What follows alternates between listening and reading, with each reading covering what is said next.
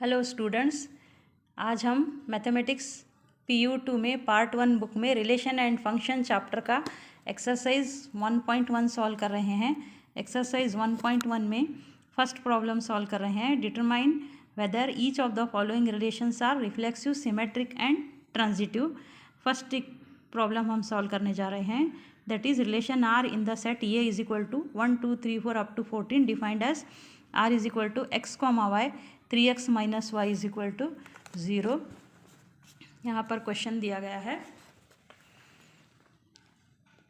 Relation set ए क्या है, 1 2 3 4 natural numbers up to 14 दिए गए हैं। Relation r is equal to x, y is equal to 3 times x। अगर हम x की वैल्यू 1 लेंगे तो y की value 3 into x, 3 into 1 that is 3। अगर x की वैल्यू 2 लेंगे तो 2 3 ज़ा 6। अगर x की वैल्यू 3 लेंगे तो 3 3 ज़ा 9। अगर x की वैल्यू 4 लेंगे तो 3 4 ज़ा 12। x की वैल्यू हम 5 नहीं ले सकते, क्यों?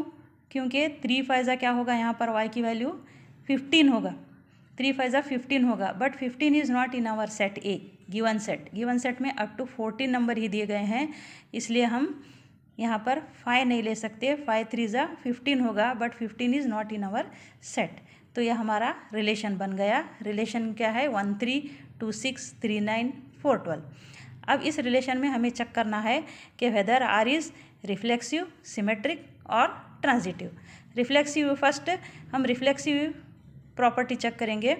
रिफ्लेक्सिव प्रॉपर्टी क्या है, a a must be belongs to R. A a means उसका रिफ्लेक्शन, अगर 1 है तो 1 का रिफ्लेक्शन यहाँ पर 1 ही होना चाहिए। 2 है तो उसका रिफ्लेक्शन यहाँ पर भी 2 ही होना चाहिए। 1 1 2 2 3 3 इस तरह के रिलेशंस इसमें चाहिए, but 1 1 2 2 3 3 does not belongs to R, that is a a does not belongs to R, that is 1 1 does not belongs to R, therefore the given relation is not reflexive. Similarly, the relation is not symmetric.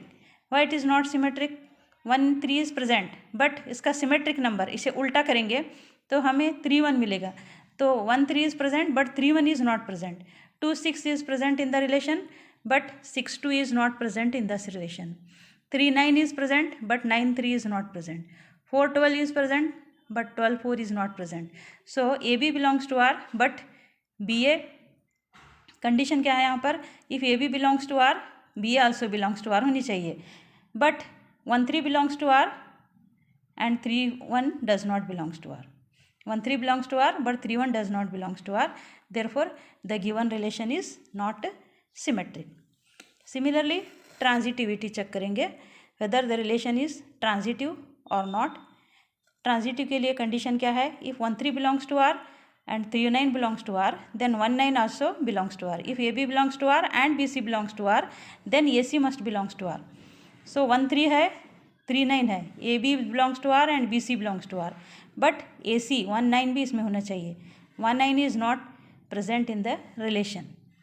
1 3 is present and 3 9 is present. AB is there, AB belongs to R and BC belongs to R, but AC 1 9 does not belongs to R in this relation, therefore the given relation is not transitive.